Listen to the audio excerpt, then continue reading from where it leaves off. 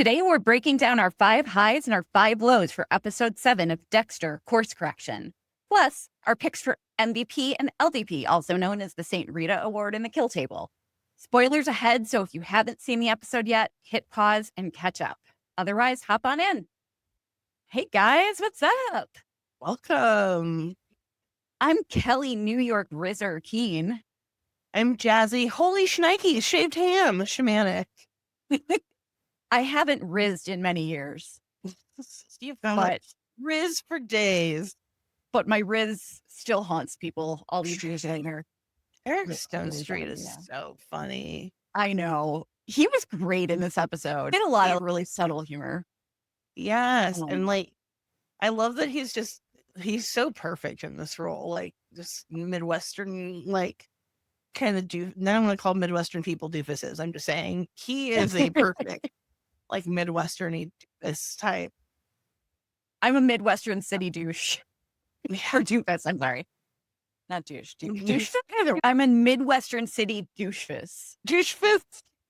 But yeah, I have a lot to say about him actually in this episode. I went down a rabbit hole for this episode. I did so much screenshotting and furiously scribbling notes. I made a lot of weird observations that people are probably going to make fun of me for totally reaching, but I don't know. That's how I am. I overanalyze everything I watch. So this episode was not my favorite from this bunch. It was still good. I still enjoyed it, but I don't know. We'll talk about it as we get into it. But yeah, there were just some things that I didn't care for.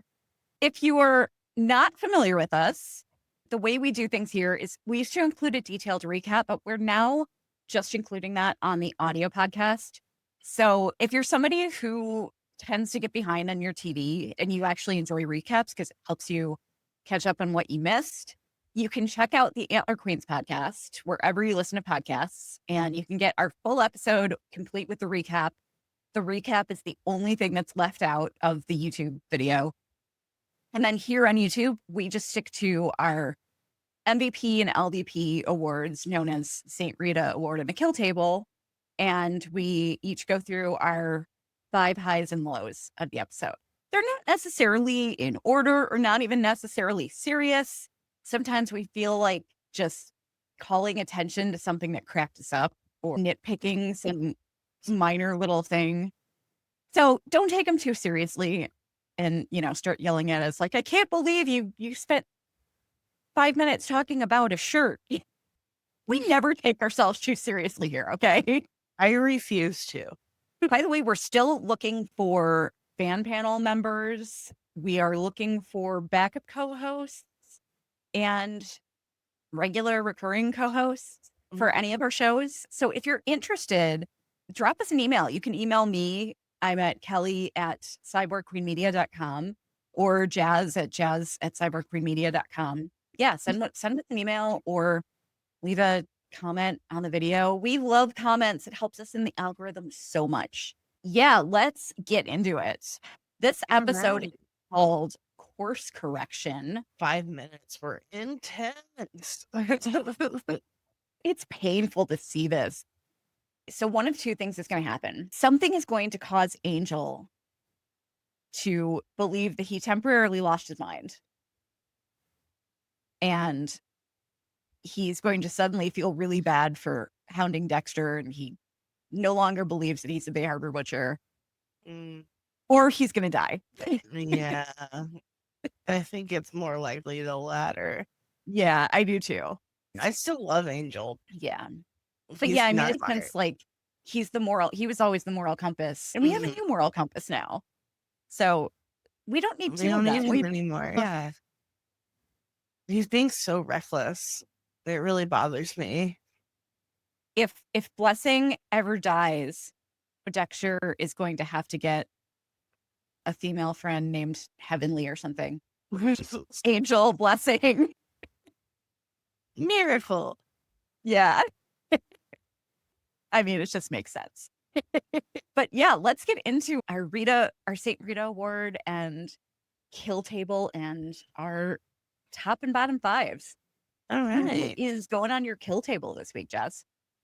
On my kill table this week is Angel. It would just obvious, but he's just handling everything so poorly and like doesn't have any power to put behind the investigation that he's doing. He's acting extra judiciously, and anything he discovers is going to be inadmissible in court. Like he's doing this investigation in a way that's going to end up, if they even are able to pursue Dexter later on and get new clues, he's ruining all of this evidence. Like he's tainting it so that it can't be used in the future. Yeah. Yeah, it seems like someone who was a cop for as long as he was, and even like the chief of his precinct, like he should know better. It's just, and it's not out of character. I don't want to say that because I do feel like if this is what he would do if he found out that Dexter murdered everyone. But yeah, I don't know why he's doing it this way. Like, it's not a smart move at all. I also don't like that he's blaming Dexter for Deb. Like, he does not know what happened to Deb. I know. Yeah, I don't like it either. I was thinking today, Maria, 100%. There's no getting out of that. Even though Deb technically killed her, It's on, Deb yeah. stopped him from killing her. So if Deb never showed up, he was totally ready to kill her. He didn't kill any of those three people. He didn't kill Dokes or Deb or Maria. Yeah. I don't I like, think period. that's because I think the network probably just doesn't want Dexter to get his hands too dirty. Yeah, that makes And he killed Logan, who, we didn't care as much about because it was a one season spinoff, but they didn't have plans for the Dexterverse after that. So it was okay for him to do something that the audience would feel horrified by because it would justify his death. You know what I mean? Yeah. He's not to blame for Deb. He's absolutely 100% to blame for LaGuardia. He did something really terrible to Dokes, but he wasn't by framing him as the Bay Harbor Butcher, but he wasn't planning on killing him. No, he wasn't. Yeah. He was getting ready to turn himself in. Lila killed him anyway. So it Yeah. bothers me that they like are laying all of these. Like he has no proof of any of these, you know? Yeah. Yeah. Let's say he finds proof that Mhm. Dexter is the Bay Harbor Butcher. This means, how does he not realize that this means that if he brings it to the police, Miami Metro is going to have to re-examine every single case that he worked on. Yep. That's never going to happen. Yeah. They're not going to overturn convictions that they've already won. Yeah. Period. It doesn't happen. Yeah. It would cause such an absolute nightmare for everybody. I don't understand how Angel does not get that. Yeah, that's why I'm like, where is he going with this? Like, what is his plan? Because it just kind of seems like he's flying by the seat of his pants at the moment. And it's not a great move with a serial killer who's evaded the law for decades. Yeah. Who's on your kill table? My kill table, I got to give it this week to where I had a picture of him. Wait, where is it? Putting Al on my kill table this week. Fair. That was so creepy. I got to hand it to him, though. I don't know if this was an Eric Stone Street decision or a decision from the director, but I loved, when that camera switch flips on, he's like staring right into it. I loved like dad angle. Yeah. Yeah. The dad angle. Yeah. I love that. But it was my God. It was probably scripted, but it seems improvised to me. Yeah. But just knowing how they do stuff like that, it makes me think it's probably scripted. Yeah. It was so fucking creepy. It was upsetting. Yeah. It was hard to watch. Especially because, like, that's something that it's so easily happen to any woman. Yeah. When you see someone hurt, you want to help them. Like, she's not going to just jog by and leave this guy screaming in pain. Yeah. Terrible. I mean, if it were me, like, I know somebody they were in a similar situation. Fortunately, they did not get killed. but they got mugged. Oh, But, now ever since that happened, I've always known that if I come across somebody who's in trouble, who needs help, and if there's no one else around, I'm calling the cops. Unless it's like a child. But even then, yeah. if their parent could come out of nowhere I know. with a gun. It was so creepy. And just the way the whole everything about the show was so creepy. The way they were all watching it. Oh my God. It was just, oh, and the pop says it's time for a haircut. This is actually in my bottom fives. So I should have saved all of the commentary for that. I won't say anything else. No Rapunzel's worries. going on my kill table. Who gets your Saint Rita award this week? My Saint Rita is Charlie. I want more Uma. I want to know what's going on with her backstory. But mostly, I just love that she's on the ball and she is like on to him. She is on to Dexter. She's not buying anything that he's selling. And you think Prater would take her opinions more seriously. They seem to have been working together for some time. She's just such a badass. I love her threatening him while she's bandaging him up. Like, Yeah. I'll slice your artery myself if I have to. She's the new Dokes. And he needs that. He needs a foil who's not buying his bullshit. Yeah, for sure. My Saint Rita award is going to the man himself, Dexter. Good choice. Like, everything he did in this episode, just like, he had some of his best moments in this episode. I thought it was a great episode. I don't necessarily think that it was one of the best, but he had so many great moments in this episode that were amusing, fascinating, interesting. I really enjoyed Dexter in this episode a lot. Let's, should we go on to our lows? Yeah. All right. Let's start with our lows. What is your number 5? Number 5, the introduction of Gigi. I don't know. Maybe she'll grow on me as the series goes on, but I found her a little grating. Yeah. I'm not that type of person. I love female characters. I'm not going to complain about having more women on the show ever. But I don't know if it's just like the writing or her styling or her making a masturbation joke like 30 seconds into meeting someone. I'm hoping she grows on me as we get to the last 3 or 4 episodes. But yeah, I don't know. I don't like her name. Damn, you're getting harsh. It's not anything against the actress, but I Yeah. don't know. She doesn't seem like a character on Dexter. She seems like a character from like Gilmore Girls that got left on Dexter by accident. I got to agree with you. You don't know what was up with the writing for her character. It's just very strange. Something off about it. I know. I thought she was an odd placement, just an odd character to just place out of nowhere. So I'm trying to think of what her purpose could be. And the only thing that came to my mind was that if seeing a helpless blonde woman triggers Harrison and something happens to her, he's going to end up killing somebody. That's a good point. Yeah. That's a good point. I just hope it's not a situation where Elsa admits that she really likes him and then gets into a fight with Gigi and Harrison misinterprets it. Like, they're going to you go with the slow burn, keep getting to know each other. Yeah. I like you. I like so creepy today. Sorry. So my number 5 is Dexter's line about how he purposefully and repeatedly, he was echoing Wallace when Wallace said they go after people who purposefully and repeatedly cause harm to others.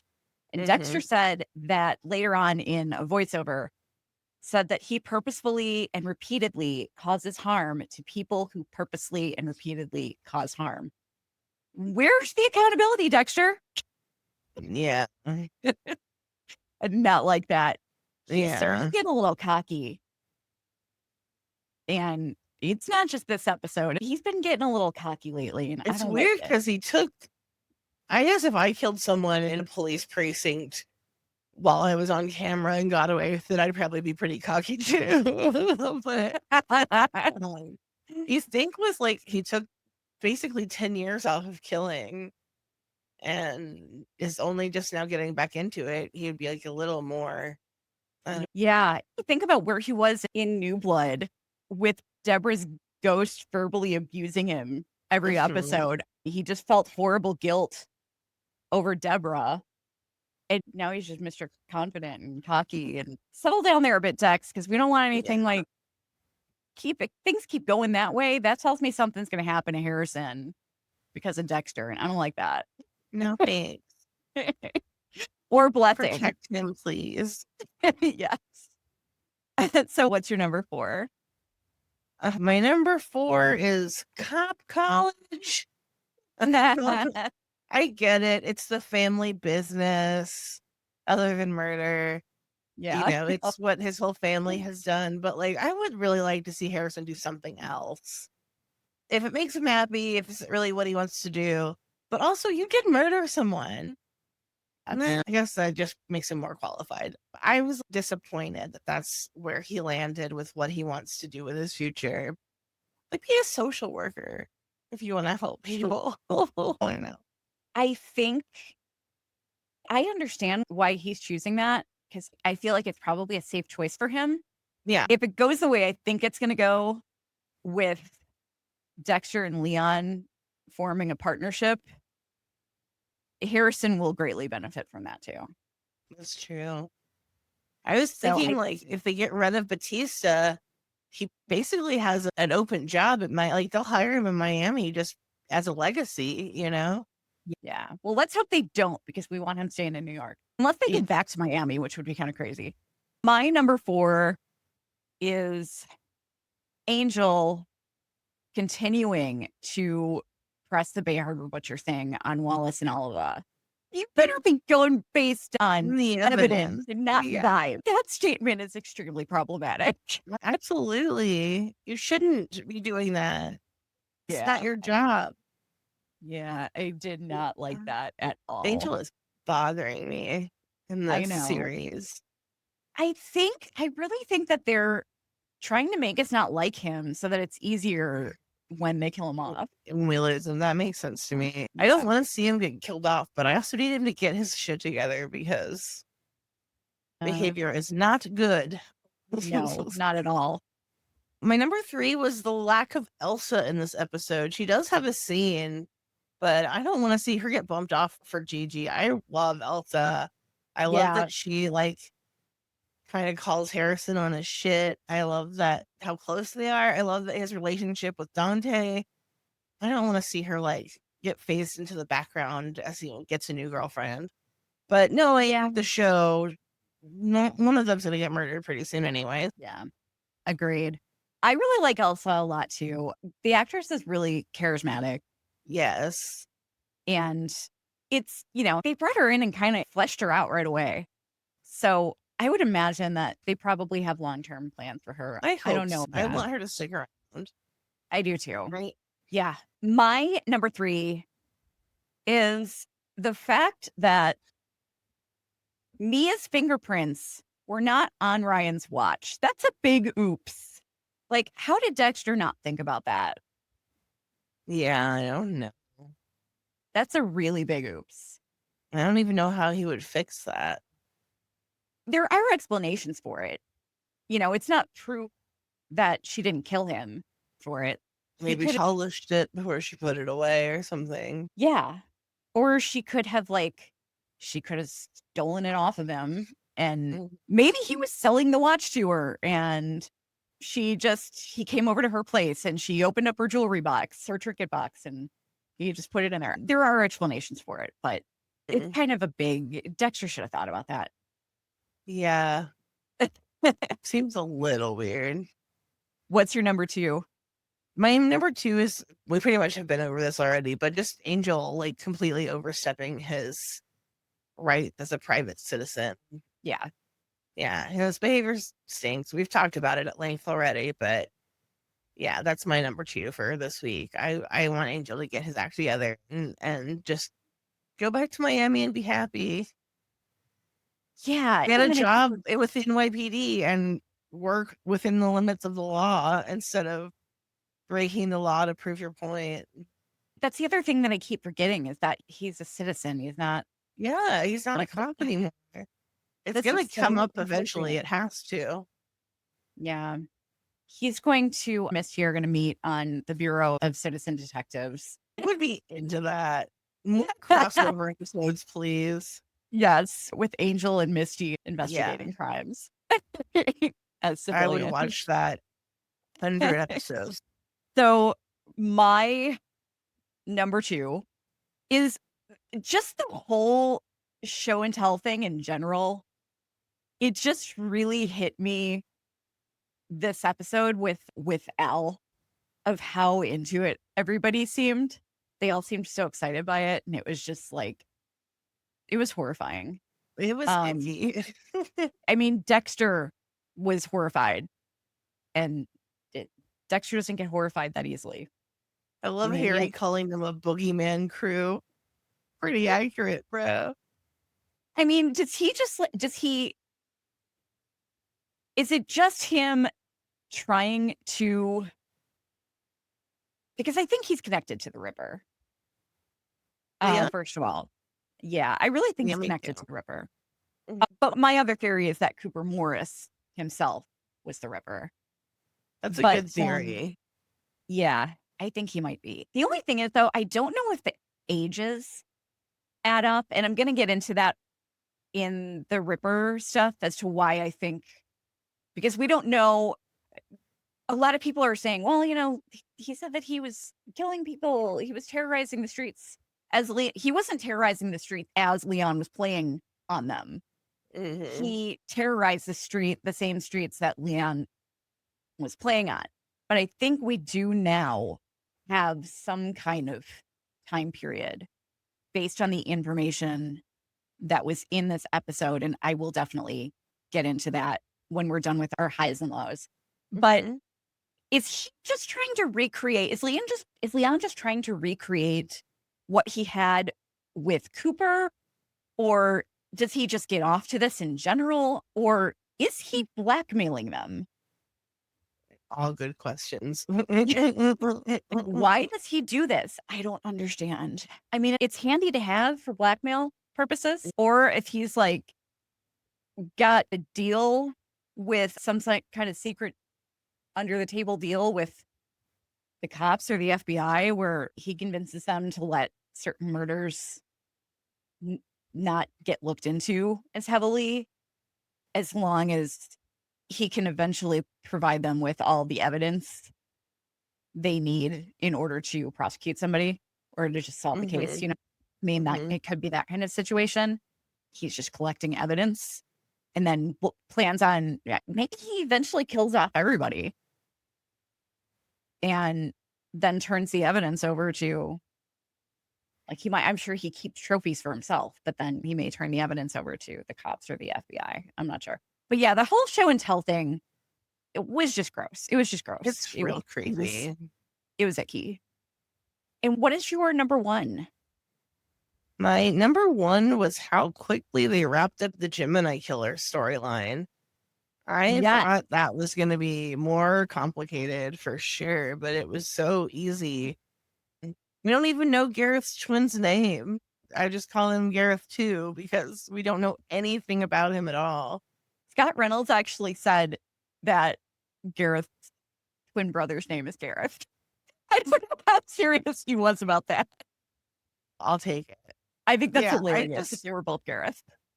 I've gotten very attached to the character, even though he's a pretentious douche, for lack of a better term. But I thought that was going to be way more complicated. I'm glad that at least Charlie is like, this doesn't make any sense because everyone Yeah. else is just along the ride with Dexter. Yeah. I forgot to put his picture up there, but we Yeah. actually have the same number one. I'm kind Oh, of in mourning right now. I'm so upset. The narcissistic, brilliant, but clueless Gemini is gone. He was and Mensa. he was a very fun character. I loved him. And I'm very distraught that he's gone from our lives. Maybe they have another triplet they're hiding somewhere. I hope so. Yeah, that would be hilarious, wouldn't it? Yeah. Identical triplets. Oh my God. Well, let's get into our tops for the episode, our highs. What's your number 5?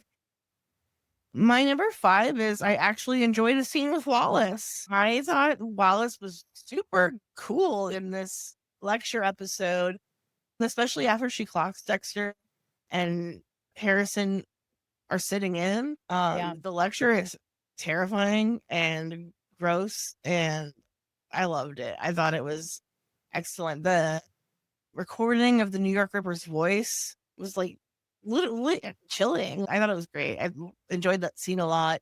I enjoyed their confrontation afterwards. So I wanted to give Wallace some flowers because I feel like we've been down on her the whole season.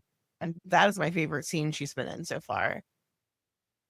Yeah. She really just threw them all in the boiling water there. I kind of liked it because if this is going to be their career choice, they need to be prepared. So many first responders there have been so many first responders that have committed suicide because of what they've seen. If they're a first responder cop, they need to get used to that stuff. Absolutely. My number 5, I almost considered putting this on both lists. The food spread was great. But he described a gourmet vegan spread. And again, we get raw veggies. Yeah, it's literally just a tray of veggies from like Walmart. Like, I'm How sure is that a that's gourmet vegan spread? yeah. I'm sure it's one, but it's literally just like that looks like a bowl of hummus and some cucumbers and radishes. Like, what a bummer. Yeah, exactly. Or not Erewhon. It has to be, what is it? The knockoff in you. It was Nirvana spelled backward. Oh, really? You right? Huh? Do you watch you? I've seen the first handful of seasons. Okay. Yeah, so you've seen his Love Quinn. Yeah, that's where she worked. And that was like the family business store. I bet they were like making fun of Erewhon. Yeah, I'm sure they were. What a store. You want to pay $40 for a piece of farm raised salmon that's this big. Yeah. Go to Erewhon. Seriously. The size of the guy always has like a crazy spread of food. the time. There's only 4 people there. He's like my Italian great grandmother who forced everybody to eat as soon as they walked through her door, like whether or not you just came from like a 12-course meal or not. You're not leaving her house without eating. That's a no. What is your number 4? My number 4 was the big info dump we got on the Ripper in this episode. Yeah. Because they've mentioned him a ton of times, but we got a lot of information about him in this one, and I liked that. He hasn't really been talked about that much in detail, just that Wallace has been investigating him for so long. I already talked about how much I liked that scene, but it was just so creepy, like all of his victims, the phone call, like the whole thing, yeah, chilling. I do think that again, we can get into it after we're done going through the list, but I do feel like the Ripper and the person making the calls is not the same person. Yeah. I don't think that the Ripper is still out there and alive. My number 4 was just kind of all of the father-son stuff. Yeah. I mean, it was really nice. Like, Harrison just even thinking to invite him to the college tour and Dexter showing up. Wearing that hat. I know. That hat, freaking hilarious. So cute. Bucks. The hell would Yeah. $40 for that? That sounds right. He's clearly very proud, extremely proud. $40 hat proud. He's gotten like 6 envelopes stuffed with cash. I don't know why he's complaining about $40. Just He rolling in flashed his dough. wallet in the last episode and he had like 600s in there. I was like, this is New York, bro. You need to put that away. Right. Well, he doesn't have a bank account. Like, he's got Yeah. nothing. He bought like a couple of things at that little shop in Iron Lake on his way out. But he basically showed up in New York City with just the clothes on his back and is still in trouble. That must be why he was doing chores around the property for Blessing, because like maybe he explained to him that he doesn't have a job yet. And Blessing was like, well, you can be the caretaker / handyman until you get more established. That was probably why. Because I was wondering what the deal was. Like, it seemed that they had kind of an arrangement, but it wasn't explicitly. Oh, by the way, something I forgot to mention about the spread and the vegan thing. It was so refreshing to see somebody who actually knows what vegan means or vegetarian when when Dexter told him that he was reconsidering not being vegan anymore and asked him if he minded. And Leon said that it was perfect timing because he had Iranian caviar. And like, finally, it's so nice when I hear people remember that fish is meat. I'm wondering if maybe that's going to end up hurting him in the long run because, like, you can't just go from being vegan to, like, porking prosciutto. It will make you so sick. Like, you would Let be me so tell you, sick. And I if he's not. I was starving one time. I gave up veganism when I was like 30 or so. And shortly before that, I was starving one night because I was like, I hadn't eaten in like almost a full day because I had been sick. And I was so desperate to eat something. And a friend of mine had left their pizza leftovers in my fridge. Got the And bloodlust. I got the bloodlust. I mean, there was no meat, it was just cheese pizza. But I was puking all night long. It was rough. It's hard for your body to adjust back, especially to meat and like beef and dairy. It can be really hard on your stomach if you're out of practice eating it. Yeah, no kidding. Again, this is going to be about the spread, but I put prosciutto wins. He could not resist the gentle call of Italian cured meats, and I understand. Yeah. It doesn't make sense because someone who's a vegan is going to get sick from eating all of that. I love that he was like, I can't keep doing this. Like, we know Dexter loves food, especially steak and meat and all that stuff. He really did give it the college try for the first couple meetings, but then he was like, no, I can't sit by and watch you guys eat all this caviar. That made me laugh. I thought it was funny. Something else that I noticed is that Dexter is feeling more pieces of the true Dexter. Like, he told Mia that he grew up in Miami. He's no longer vegan. The Kamaras now know that he used to work for Miami Metro. Like, little pieces of information about him are coming out. And that's going somewhere. I think so. I think Charlie's going to put all the pieces together. Charlie, his soulmate. Yeah. So my number 3, and I'm not going to say a whole lot about this because I have a whole bunch of I have an observations list that I want to discuss with you about interesting things that popped up in this episode that play into some theories that I have. Just the whole story about Leon and Cooper Morris, the drunk driver that killed his parents. It was so interesting to me. I was just giddy. I was just like, I was on the edge of my seat, just like, yes, give me some more info. Because I'm just so desperate to know everything about Leon and Charlie. Yeah, same here. But yeah, it gave us more insight into his character. And I like that he really was into Dexter's share. Yeah. Because, he could relate to it. Definitely. But yeah, I enjoyed it. My number 2 was the Camaro family dance-off. As tense of a situation as that was, they were so cute. Look at that face. I love him. I love the family. They're Yeah. just partying. They hit the one section of the apartment that wasn't soundproof, and Dexter could hear it. I love the Chimeras. I know I say that every episode, but that scene was really cute before Dexter got there. Yeah, I enjoyed it quite a bit. Did we actually saw him teach Dexter to salsa, didn't he? In the original Sin, In original Sin, yeah, you're right. I was like, I Mhm. know that. I'm positive. I just watched that episode, so Oh, nice.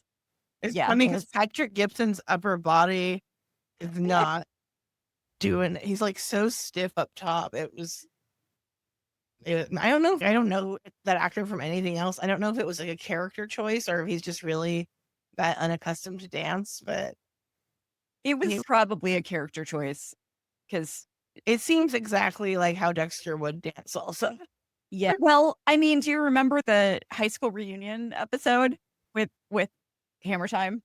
yeah, He was hilarious yeah. trying to catch up with everybody on Hammer Time. That was a brilliant moment. Not as good as the It's Always Sunny in Philadelphia high school reunion episode. That's one of the best episodes of TV ever. My number 2 was Gareth telling Dexter that he couldn't get into specifics, and then almost immediately starts giving him specifics. Can't help but talk about himself. I know. He's so I conceited. I love him. I love him so much. I'm so You. upset that he's gone. I'm now completely obsessed with David Desmalshin. Same here. I cannot wait to see what his next project is. He was great in this. I wish he had lasted longer. I thought they would like get back to the city and he'd realize his twin was missing and come after Dexter. They just wrapped it up in a neat little bow.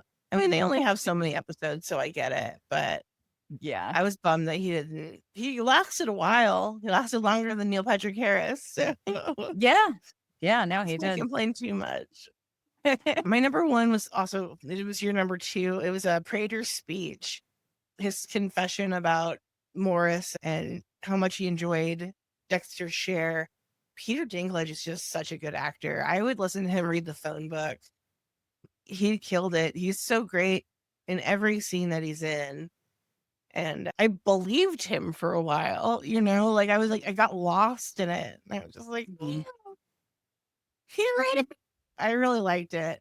I thought it was like beautifully acted, well written scene. I hope we get a lot more Dinklage before the end of the season. Yeah. Same.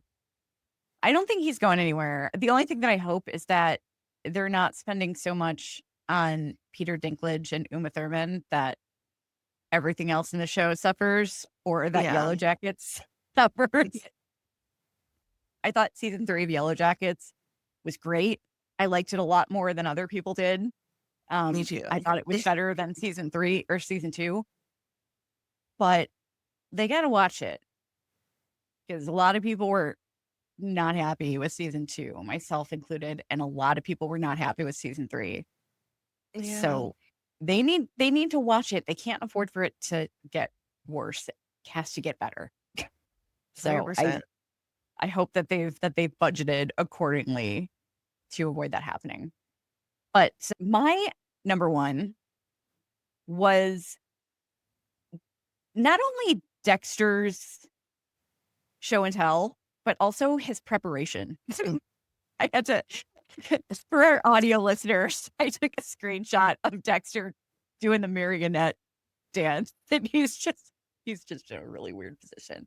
It's a great still, but it kind of captures some of what I loved about the show. Him getting like hyping himself up in the mirror was really funny. Oh, it was hilarious. And then him wiping the spit off. Yeah. He got a little too overly excited. What a mensch. But yeah, I captured some of the things I liked the most about his share in this screenshot. Like Al giggling over his marionette dance. Al just thought it was the funniest thing in the world. And Charlie, who had already left, was suddenly really interested in what he had to say. Mm-hmm. But what I love the most about it is that, like, he did his share Dexter's like, he's so good at thinking on the fly. Mm. It's wild. He did his share as Red Schmidt, but it was Dexter opening up. Like, he had the opportunity to like be himself, and he was going to jump on that. I think that he did say during Al's share, they all have to die. But I think he really enjoyed that. And I hope it doesn't turn into like another Trinity situation where he starts Ooh, getting attached. I hope not. Same. But he did kill Gareth right after that, though. I assume that he'll go after Al. I don't know, but I think that I still believe in the partner theory with Charlie and Leon. I But don't yeah, think he could take Charlie. He saw no. Kill Bill.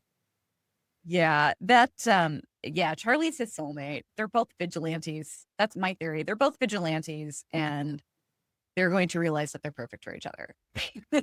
I love that. But so I have some observations that I want to Mhm. discuss with you. I'm going to bring up the screenshots that I have here. So the Ripper, let's talk about the screenshot that I have right now is Claudette Wallace speaking at the podium. I'm not showing the pictures of the victims because those are really graphic, but she has on the screen behind her a bunch of newspaper clippings. There's one headline that says New York Ripper claims 22nd victim. And I thought that was interesting because they were with the 22nd precinct. And you can see that if you go back to episode 4, towards the end when Harrison was getting ready to turn himself in, they showed the outside of the building and it said 22nd precinct. So Mm. I thought that was super interesting. The other thing that I thought was interesting about it, I was looking at the photos of the victims, and I did not, unfortunately, get a chance to compare them with what was on the wall at the precinct. All of the victims appeared to be very young females. They were either teen girls or adult women in their 20s, maybe in their early 20s, but they were all young and they were all brunettes, and they appeared to be wearing 90s to early 2000s clothing. Mhm. So I'm guessing that's probably when right around when he stopped killing, was sometime around then. And I'm betting that we're going to see the New York Ripper on Original Sin somehow I would because like that. You think because of the he's connected timeline. to the main cast? I mean, it's just too coincidental that Original Sin takes place in the 90s, and these victims that we're seeing of the Rippers, they seem to all be wearing like 90s clothing. So I feel like that has to be why I think we're going to get more tie-ins to Original Sin because it's a smart marketing move. It's a way to grow interest in the other Dexter spinoffs. Mhm. Um, so I think that will play into it. But some kind of backstory with Quinn before he joins Homicide or something. I would love that. He's from Give New him York. some conventions, please. Yeah. But yeah, the 22nd victim was really interesting to me. What really annoyed me was Dexter telling her that your crowbar theory is interesting, but he told her that the blood spatter indicated that it might have been a hooked instrument. It's still a Mhm. crowbar. Yeah, that has a hook. Yeah, it's like, Not like a Captain Hook hook. It's not only a sharp, sharp hook, but yeah, it's still a crowbar. I guess Um, I don't know anything about blood spatter analysis, but but I mean, that's like the instrument, the tool that we saw mhm. in Prater's Vault. That's a crowbar. It's a hooked crowbar. I mean, those, but they're still crowbars. There are different types Mhm. of crowbars. Now that's just one of them. That's typically used to like remove that style is usually used to remove manhole covers and stuff like that. But I think that so we got the whole story with Cooper Morris, and I unfortunately I tried to get pictures of the letters, but I could not get good screenshots. But the letter that he wrote Leon that we saw was basically him just, it was really creepy. Time goes by so slowly here. And then immediately he goes into saying that he didn't sleep much last night because there was a guy that was talking in his sleep or something. And his roommate got annoyed and poured gasoline on him and threw a burning rag on him. Oh my And God. he saw it and he couldn't look away. And he was like describing the smell and That's brutal. some of the things that I noticed. So Leon said at one point when he was talking to Dexter, I was angry, confused, and utterly gutted. The Ripper guts his victim. So I wonder if that was like a little clue that Cooper, my theory is I think Cooper was the Ripper. That makes a lot of sense to me. And I think that Leon is either making these calls himself using a voice changer, because whoever is making these calls is probably using a voice changer. I think that Leon is making these calls and trying to recreate what he had with Cooper Morris, or he may even force some of his serial killers to make a phone call and tell them what to say. And he just holds on to the recordings because it excites him. Mm-hmm. Something else that was interesting, just I always notice repeated dialogue. And he told Dexter, so if any of our viewers or listeners have any ideas about if you think this means something and what it could possibly mean, please let us know. Leave us a comment, or even send us an email. But Leon says to Dexter that when he first talked to Cooper Morris, Cooper told him that what he did had nothing, the words on the screen that I'm showing right now are that what he did had nothing to do with me or my parents. When Dexter killed Red, he told him, those men, the rideshare drivers, had nothing to do with your dad. If you're curious about what the phone call said, I am not playing it in here, but I typed it up and I can read it. This is what the person said on the phone. She thought she could run. She didn't have anywhere to go in that shitty little house of hers. All she could do was cower in her own bed. Your sweet little sister. Hiding under that flimsy quilt. Bet that was a gift from Grandma, huh? That's why I took it off her before I ripped her open. Wouldn't want to get blood all over Grandma's quilt. Man, you should have heard your sister begging me to just kill her. Incredible how long a girl as small as her can stay alive as I took her organs out one by one. Whoa, man. Freaking crazy. That's dark. Wallace explained that he had stopped killing years ago, but haunts the family of victims through his phone calls. We got into that. I do think that the Ripper was Cooper Morris. There was a real New York Ripper. He only killed, I think, 2 or 3, but they were kids. But he did disembowel them. And oh, that's so brutal. I know. And he sent letters to their families afterward. What? I didn't know there was a real one. Yeah. Crazy. Yeah, that's what they had called him. And he was never found. He said, at one point, I think he said his name was H.B. Richmond, but they don't think that they didn't think that that was true. They His think real name. Yeah, that makes sense. Yes. But yeah, so there's lots of interesting stuff that we got today about the Ripper. The other thing that I want to point out, I almost felt like when we started getting his backstory with Cooper, I kind of almost felt like Leon was targeting certain serial killers because something about them reminded him of Cooper Morris, yeah. Like the guy was covered in tattoos, which makes you think of the tattoo collector. His parents were killed in their car, which makes you think of the dark passenger. His parents died together, which is reminiscent of the Gemini killer. He did call Cooper a serial killer. So I don't think that was just an accident and they're not using the correct verbiage, because Dexter has told us many times 3 kills means serial killer. So he had to kill 3 people in the same manner, or 3 of the same type of people. He also said that he died at 49. He also said when he gave Dexter the letter, which he said he was giving it to him because he said Dexter reminded him of Cooper, which was freaky.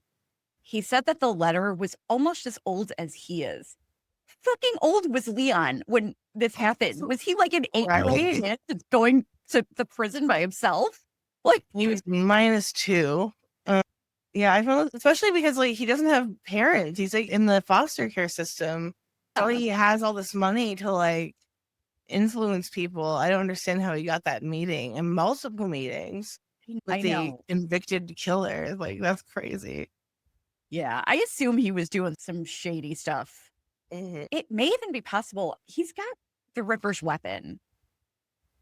And if Cooper is the Ripper, it may even be possible that Cooper had him take over for him for a bit and was paying him to do so, you know? I could see that. And that's how he got his money. I don't think they said anything about Cooper's status or socioeconomic status. Not Can't really. imagine having a lot of money to pay people off though, Hmm. or to hire hitmen. You know, I don't know. I'm curious to know where he got his start, because venture capitalist, you need money to become a venture capitalist. Absolutely. Yeah. Hard to But just yeah, pick up. Hmm. what's that? I said it's hard to just pick up. Maybe Cooper had already scoped out like his next victims, and maybe they happened to be from wealthy families. And he told Leon that he could kill them for him. And Leon just continued the murders until he had enough money to like become a venture capitalist. I don't know. I'm just throwing out ideas here. But yeah, it was lots of interesting stuff. I don't know if we're going to find out who the Ripper is this season or not, or if they're going to kind of leave it till next season. But I'm going to be pissed if we do not find out, if we do not get a mention before the end of the season where Aster and Cody are. What's going Seriously. on? They have not been mentioned one time. And that's obviously a deliberate choice. And it means one of Yeah. two things. It either means they want the audience to forget about them because they were not able to bring them, the adult actors, into the new, or they don't even have to get the adult actors if they're not available. I mean, they could hire somebody else, you know, but they either want the audience to forget about them because they just had no place in the story, or they want the audience to forget about them because they're going to bring them back in a horrifically shocking way. Oh no. No. I could see it happening because like Dexter will blame himself for that. Yeah. If he will definitely blame himself for that. If Absolutely. he's responsible for both of their parents. I mean, even though Paul was a douche who shouldn't have been around them anyway, he still seemed to be an okay dad somehow. Absolutely. But yeah, he's responsible for both of their parents dying and for their half brother to not be around. Maybe that's why Dexter's getting so cocky, because they plan to bring them back and give him an ego check. I like that idea. Yeah. I don't want to see Or- Aster and Cody get hurt, but I Me do like neither. the idea of Dexter getting humbled a little. Yeah, I do too. What if the New York Ripper is, what if it's Spencer? What if Spencer escaped to New York, Captain Spencer? And That'd be cool. He'd be pretty old at this point, wouldn't he? well, it would be the same timeline as the Mhm. murders. That's a way to tie in the two series. It's just interesting that we've got similar timelines here. Absolutely. Did you have any thoughts that you wanted to share before we skedaddle on out of here? I liked this episode. It wasn't my favorite. I don't know if anything's in the top 4. I really loved episode 4. Yeah. But yeah, it was super enjoyable. All my lows are like little nitpicky things. I'm excited to see the next few episodes. I I am really too. can't wait.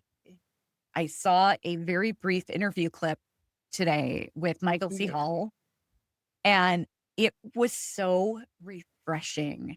I've just been hearing so many stories recently, it feels like, with actors just not responding well to Right. criticism of the TV shows that they're on.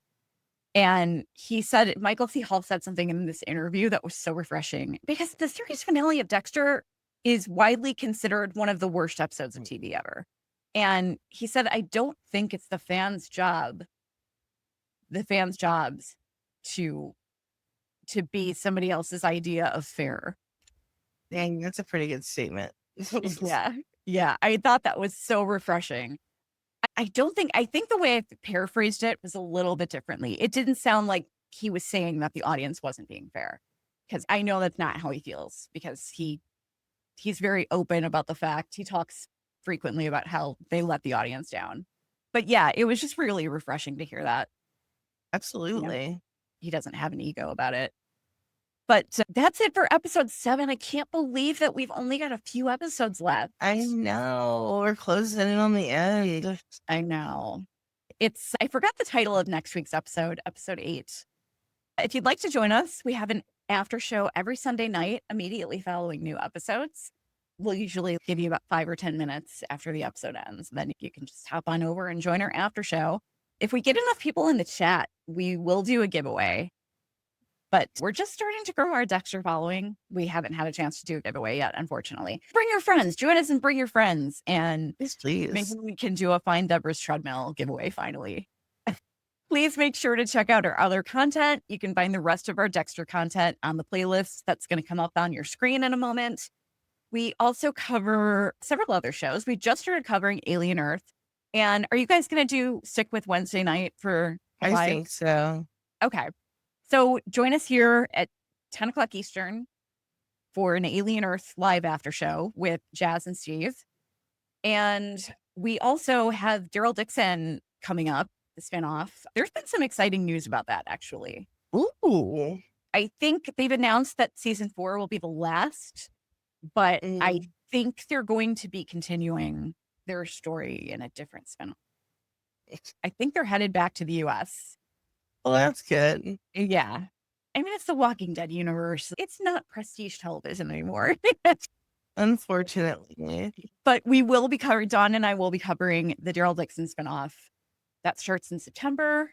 Also, we cover Yellow Jackets is our flagship show that we cover. Mhm. So this podcast, The Antler Queens, covers Yellow Jackets and Dexter.